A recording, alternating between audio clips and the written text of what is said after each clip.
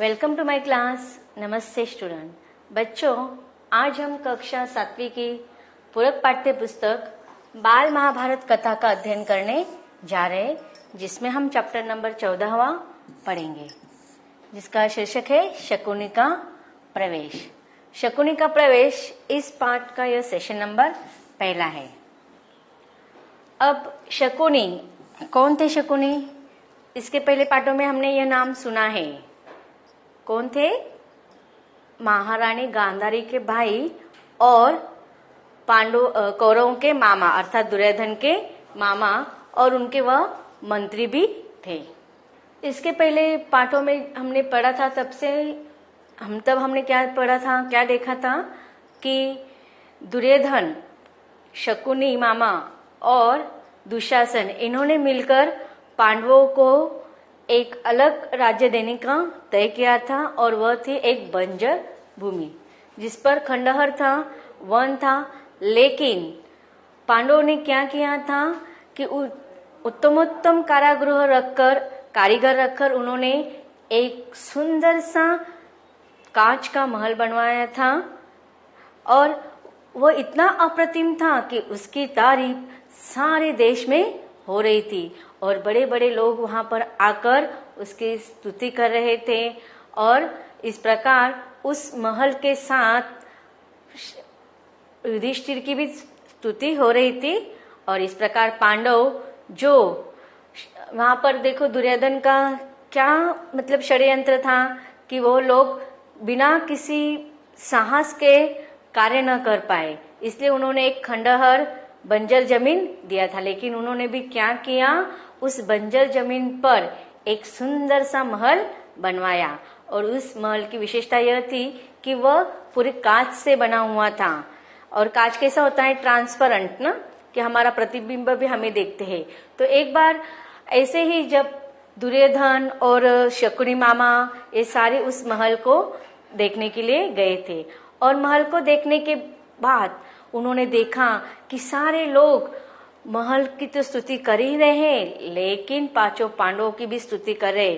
तो इसे क्या हो गया, दुर्योधन और क्रोधित हो गया, चिंतित हो गया उनकी उस विजय पर।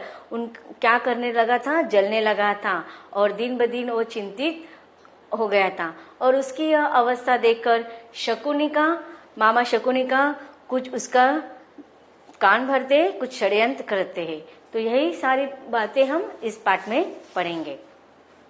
एक दिन युधिष्ठिर ने अपने भाइयों से कहा, भाइयों, युद्ध की संभावना ही मिटा देने के उद्देश्य से मैं यह शपथ लेता हूँ कि आज से 13 बरस तक मैं अपने भाइयों या किसी और बंधु को बुरा भला नहीं कहूंगा। अब देखिए, जो युधिष्ठिर थे, अब राजसूय हो चुका है, सारे लोगों ने, सारे बड़े से बड़े राजाओं ने उनकी अधीनता स्वीकार कर ली है, और इस प्रकार वह बहुत शालीन, विनम्र और सत्य के रास्ते पर चलने वाले राजा थे।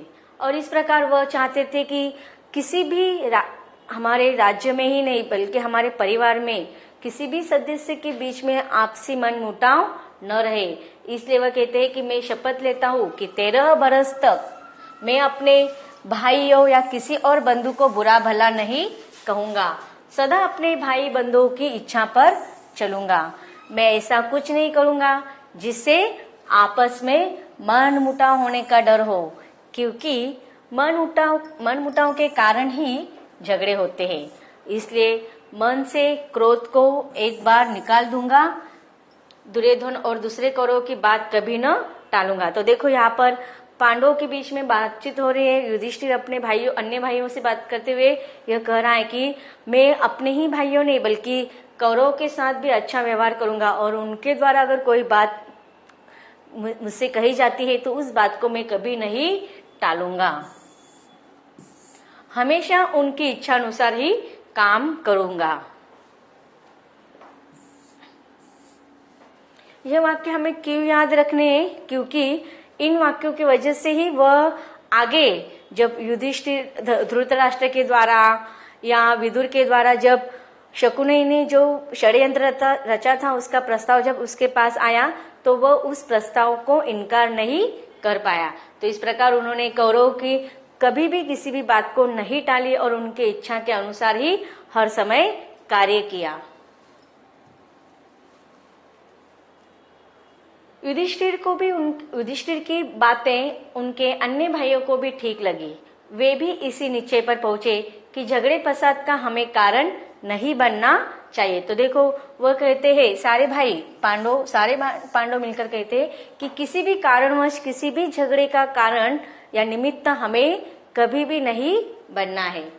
उधर युधिष्ठिर चिंतित हो रहे थे कि कहीं कोई लड़ाई झगड़ा न हो जाए, और इधर राजसूय यज्ञ का ठाट बाट तथा पांडवों की यश समृद्धि का स्मरण ही दुर्योधन के मन को खाए जा रहा था। तो देखो इस तरफ एक तरफ पांचों भाई युधिष्ठिर क्या सोच रहे हैं कि किस प्रकार सारे लोगों को खुश रखा जाए, कि किसी प्रकार का लड़ाई झगड़ा ईर्ष्या जलन न हो, किसी भी प्रकार का लड़ाई झगड़ा न हो, इसके बारे में युधिष्ठिर चिंतित थे। लेकिन दूसरे स्थान पर क्या हो रहा था कि जब से राज सुयज्ञ हुआ था और उसका ठाट बाट, महल का ठाट बाट, पांडवों की यश समृद्धि, लोगों के द्वारा उनका गुणगान, यह सारी चीजों को याद करके करके दुर्योधन क्या हो रहा था, मन ही मन को खाए जा रहा था और ईर्ष्या और जलन से बेचैन हो रहा था। दुर्योधन ने भी यह भी देखा कि कितने ही देशों के राजा पांडवों के परम मित्र बने हैं। अब उन्होंने देखा कि जब राजसूय यज्ञ हुआ था तो बड़े बड़े राजा आए थे और सारे राजा युधिष्ठिर के पक्ष में थे। अब युधिष्ठिर का पक्ष जो था वह दुर्योधन का विपक्ष था, उनका वह शत्रु का पक्ष था। अब सारे राजाओं को उन्होंने क्या देखा था दुर्योधन ने, कि सारे देशों के जो बड़े बड़े राजा आए थे वह पांडवों के परम मित्र क्यों हो गए थे, क्योंकि उन्होंने क्या किया था कि जरासंध के जो बंदी गृह में बंद थे उन सारे बंदी गृह राजाओं को उन्होंने आजाद कर दिया था, तथा जो अन्य राजा थे उनको भी युधिष्ठिर का जो व्यवहार था, शालीनता, नम्रता, सच्चाई के रास्ते पर चलना, न्याय पूर्वक व्यवहार करना, धर्म के अनुसार, रीति रिवाज के अनुसार व्यवहार करना, ये सारी बातें अन्य राजाओं को पसंद थी और इसीलिए सारे राजा उनके परम दोस्त बन चुके थे। और यह सारी चीजें देखकर दुर्योधन मन ही मन में उनसे ईर्ष्यित हो रहा था, जल रहा था। इस सबके स्मरण दुर्योधन ने यह भी देखा कि कितने ही देशों के राजा पांडवों के मित्र बन चुके हैं। इस सबके स्मरण मात्र से उसका दुख और भी असह्य हो उठा। तो यह सारी चीजें उसने क्या सोचकर उनको वो राज्य दिया था कि यह कभी अपने आगे के जीवन में प्रगति नहीं कर पाएंगे, कोई भी वह उनका साथ नहीं देगा, वह अकेले पड़ जाएंगे। लेकिन क्या हुआ, उल्टा हुआ कि इन्होंने क्या किया, कड़ी मेहनत के साथ, लगन के साथ एक सुंदर सा इंद्रप्रस्थ नगर स्थापित किया और सारे लोगों को अपने व्यवहार से अपनी ओर आकर्षित कर लिया। और इसके वजह से क्या हो रहा था, दुर्योधन मन ही मन में दुखी हो रहा था और उसकी यह वेदना अब उसे सहन नहीं कर पा रहा था, असह्य वेदना हो रही थी। पांडवों के सौभाग्य की याद करके उसकी जलन बढ़ने लगी थी। अपने महल के कोने में इसी भांति चिंतित और उदास भाव से वह एक रोज खड़ा हुआ था कि उसे यह भी पता न लगा कि उसकी बगल में उसका मामा शकुनी आ खड़ा हुआ। दिन रात वह सिर्फ युधिष्ठिर, पांडव, उनकी प्रगति, इसके बारे में ही सोचता रहता था। लेकिन कभी इसने ये नहीं सोचा कि भले ही आज उनके पास जो कुछ संपत्ति है, जो कुछ शासन है, लेकिन उससे कहीं ज्यादा, कहीं दुगुना उसके पास है। वह उसके पास जो था उसमें वह संतुष्ट नहीं था, बल्कि जितना पांडवों के पास है वह भी पांडवों के पास क्यों है, यह सोच सोच कर वह चिंतित हो रहा था। यहाँ तक कि उसकी दिन रात की चैन बेचैनी बढ़ गई थी। उनोंने खाना पीना, नींद सब उसने छोड़ दिया था और इसी प्रकार वह महल के कोने में जाकर बैठता था, चिंतित उदास भाव से बैठा रहता था। इतना विचार विघ्न हो जाता था कि उसके आजू बाजू में क्या हो रहा है इसके भी उसको खबर नहीं थी।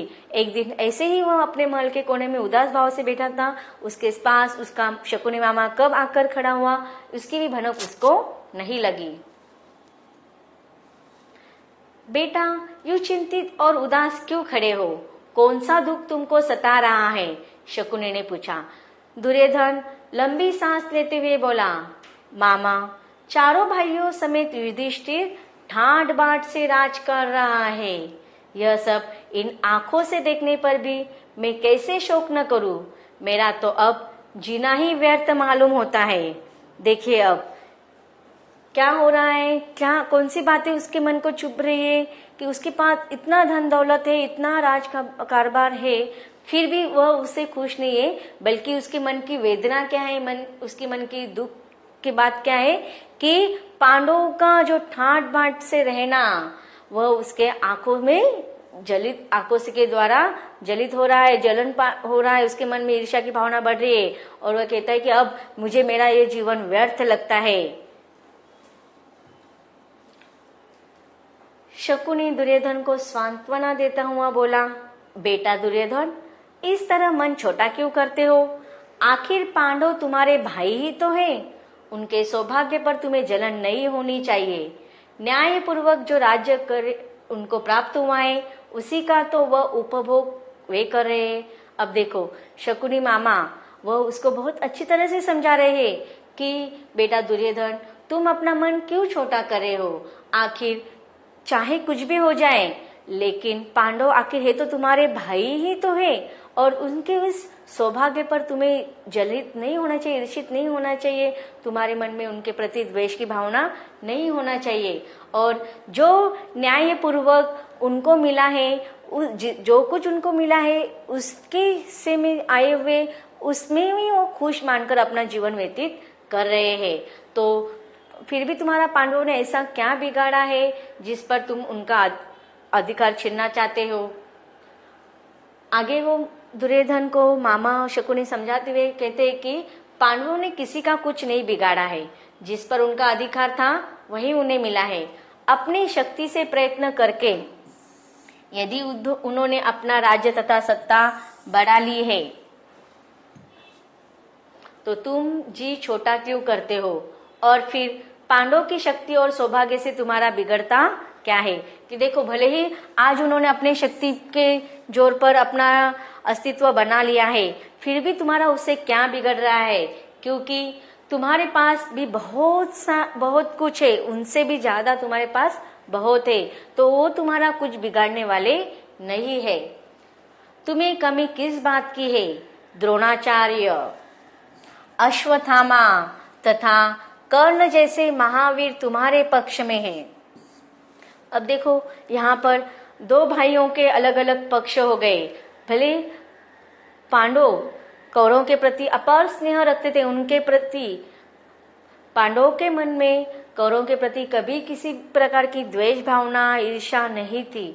लेकिन कौरव में अधिकतर जो दुर्योधन थे, दुशासन थे, वह पांडवों को अपना शत्रु मानते थे और हमेशा उनके मन में उनके प्रति द्वेष की भावना रहती थी। इसलिए दोनों भाइयों के बीच में अलग अलग पक्ष हो गए थे और इन दोनों भाइयों के पक्ष में अलग अलग लोग थे।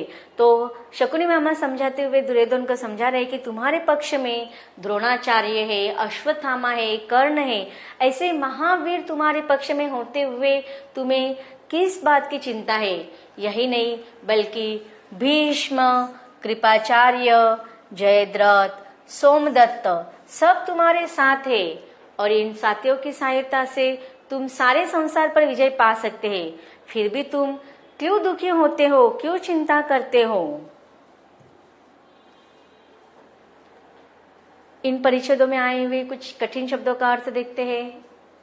परम मित्र, निकटतम दोस्त, व्यर्थ, बेकार, सांत्वना देना, तसल्ली देना, ढाढ़स बांधाना, सौभाग्य, अच्छा भाग्य। प्रश्न देखते हैं। पांडव राजसूय यज्ञ कर रहे, यह सुनकर दुर्योधन को कैसा लगा? उत्तर है, पांडवों का राजसूय यज्ञ करना दुर्योधन को अच्छा नहीं लगा। वह उनकी यश, समृद्धि, ठाट बाट का स्मरण करके ईर्ष्या की जलन से बेचैन हो रहा था। तो बच्चों, अब तक हमने देखा कि किस प्रकार दुर्योधन चिंतित था और मामा शकुनी आकर उनको समझा रहे हैं। क्या उनके मन से यह ईर्ष्या की भावना कम हुई? ये पढ़ते हैं इसके अगले भाग में।